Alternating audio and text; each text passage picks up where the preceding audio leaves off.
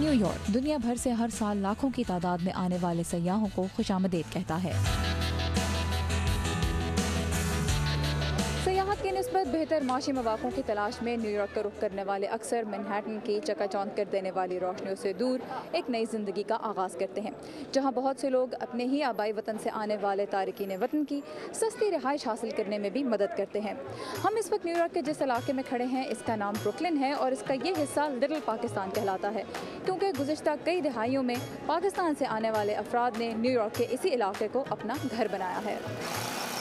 لیکن حقیقت یہ ہے کہ یہاں کئی دہائیوں سے رہنے والے تارکین وطن کو بھی رہائش کے حوالے سے کئی مسائل کا سامنا ہے۔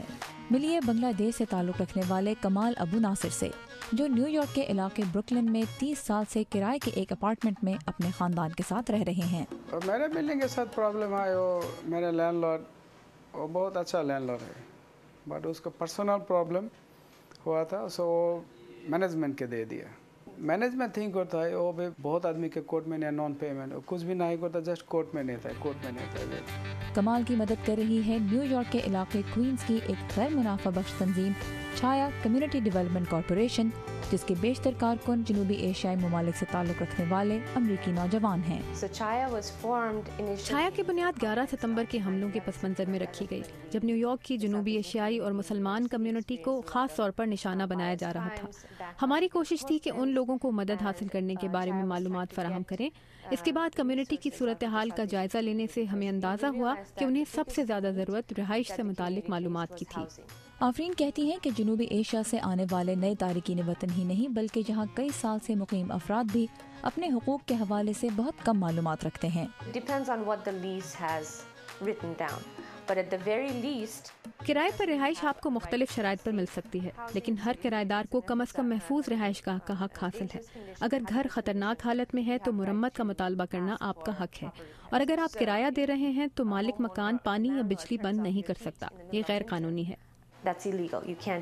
چھایا کے دفتر میں رہائشی اور کمرشل جائیداد کے قوانین کے حوالے سے جنوبی ایشیا کی مختلف زبانوں میں معلومات فراہم کی جاتی ہیں، اور یہ تنظیم صرف کرایہ دار ہی نہیں بلکہ جنوبی ایشیا سے تعلق رکھنے والے مکان مالکان کی بھی مدد کرتی ہے۔ نئے تارکین وطن کو اچھے بینکوں تک رسائی حاصل نہیں تھی۔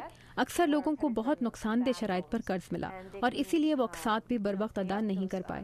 ہم ان کی مدد کرتے ہیں اور ان کے قرض کی شرائط تبدیل کرانے کی کوشش کرتے ہیں۔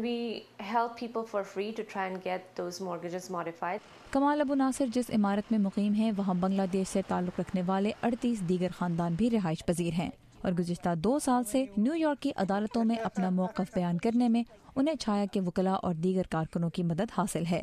لیکن ابو ناصر کہتے ہیں کہ قوانین کے بارے میں آگہی تارکین وطن کے لیے تبھی مددگار ثابت ہو سکتی ہے جب وہ مل کر قانون کی طاقت کو استعمال کرنے پر آمادہ ہوں۔ ہماری کمیونٹی کے بہت سے لوگ یا تو معلومات نہیں رکھتے یا پھر ڈرتے ہیں، لیکن اس طرح تو کچھ نہیں بدلتا۔ اگر یہ لوگ صرف متحد ہو جائیں اور اپنے حقوق کے بارے میں جان جائیں تو یہ مل کر ان کے لیے لڑ سکتے ہیں اور یہاں ایک بہتر زندگی گزار سکتے ہیں۔